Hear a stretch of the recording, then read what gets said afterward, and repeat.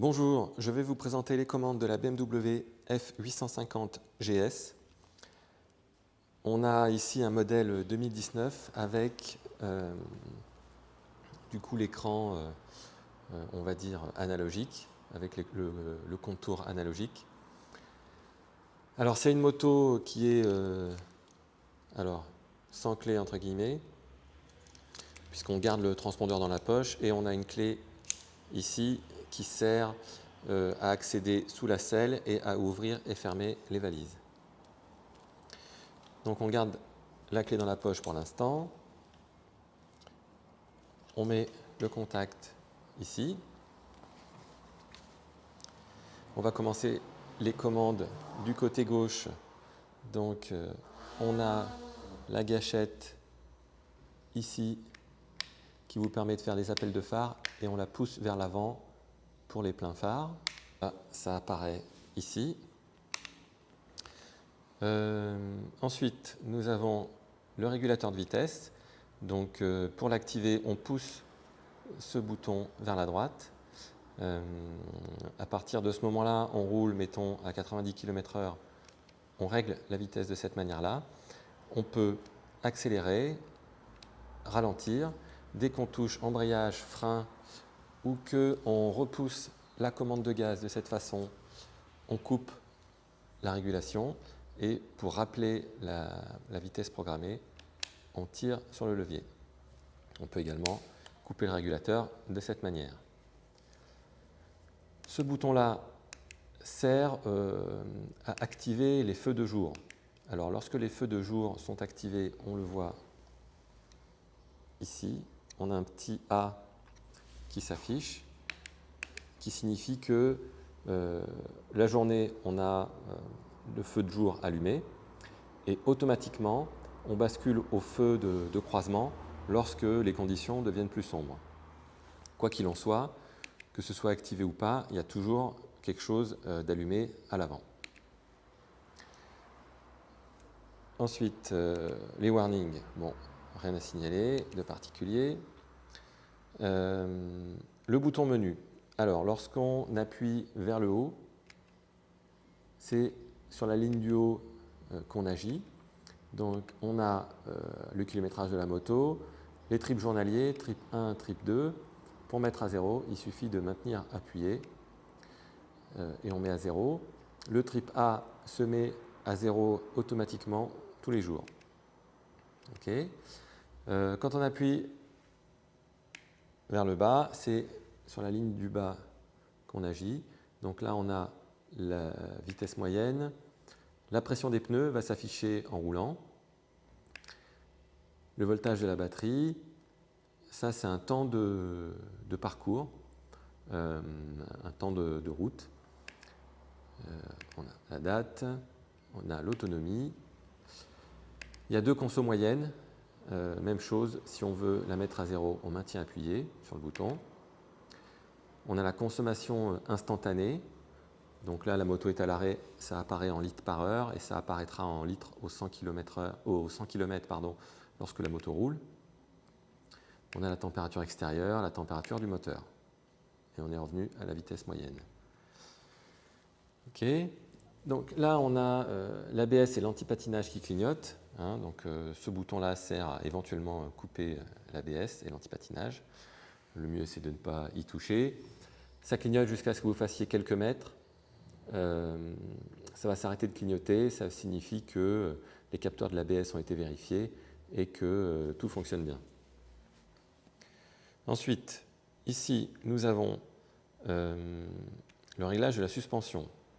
Alors, en roulant, vous pouvez changer le réglage de l'amortissement, donc ça apparaît ici.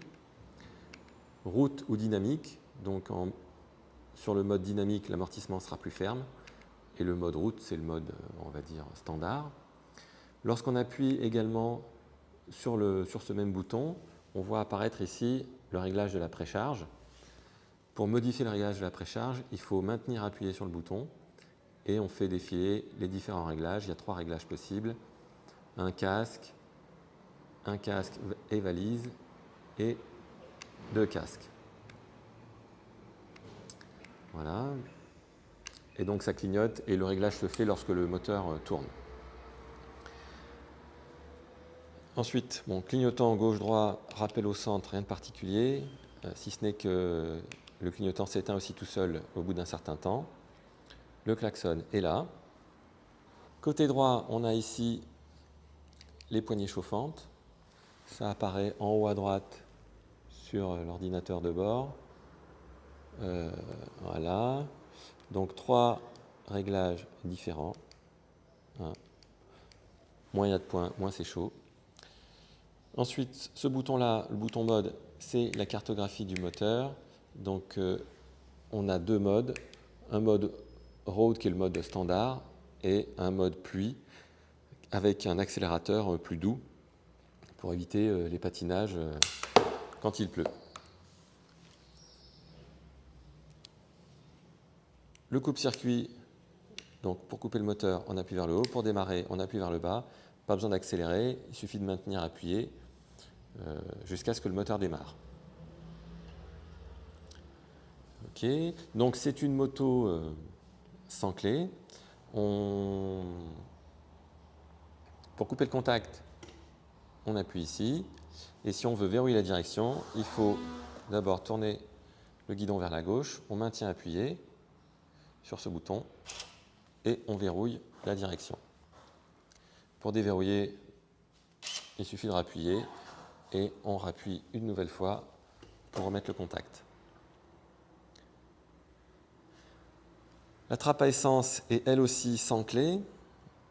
Donc là, je ne peux pas l'ouvrir parce qu'en fait, le contact est mis. Il faut couper le contact pour pouvoir ouvrir la trappe à essence. Voilà. Ensuite, les valises. Donc c'est là qu'on a besoin de la clé ici. Donc, lorsque vous quittez la moto, je vous conseille de verrouiller les valises parce que quelqu'un qui sait peut très bien partir très facilement avec les valises. Donc là, elles sont verrouillées. On ne peut pas appuyer sur le bouton jaune. On déverrouille les valises. Donc là, on peut soulever la poignée en appuyant sur le bouton jaune et on appuie toujours sur le bouton jaune pour ouvrir le couvercle. Donc, ce sont des valises Vario, elles sont extensibles, il y a un levier qui est là.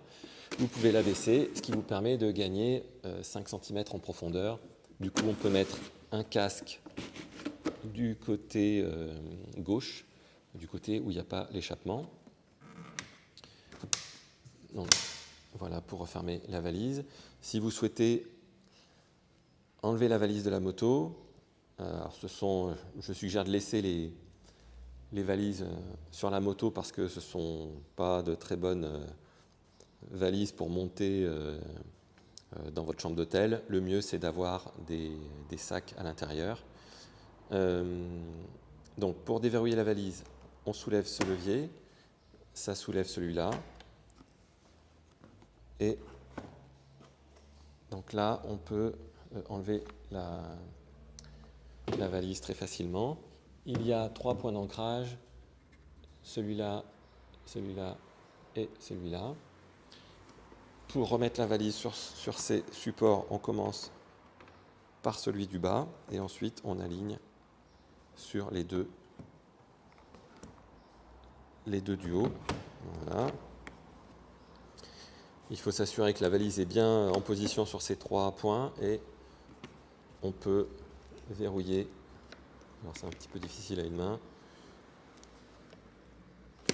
Voilà, on appuie sur les 2 leviers rouges en même temps. Il faut s'assurer que le levier ne dépasse pas et ça signifie que la valise est bien verrouillée. Voilà, et c'est le même principe sur les 3 valises. On va regarder sous la selle.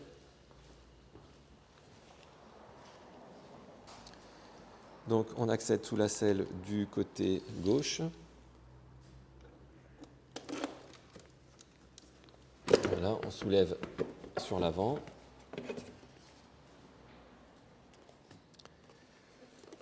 Donc on a quelques outils de bord ici et on a un gilet jaune qui vous permet d'être plus visible en cas de besoin si vous vous arrêtez au bord de la route. Voilà, je vous ai normalement dit l'essentiel. N'hésitez pas si vous avez d'autres questions.